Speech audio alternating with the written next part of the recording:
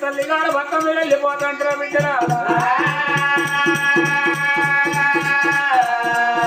నీకు లెక్కమై బిడ్డరా నా ఇంటికి వచ్చేస్తుంది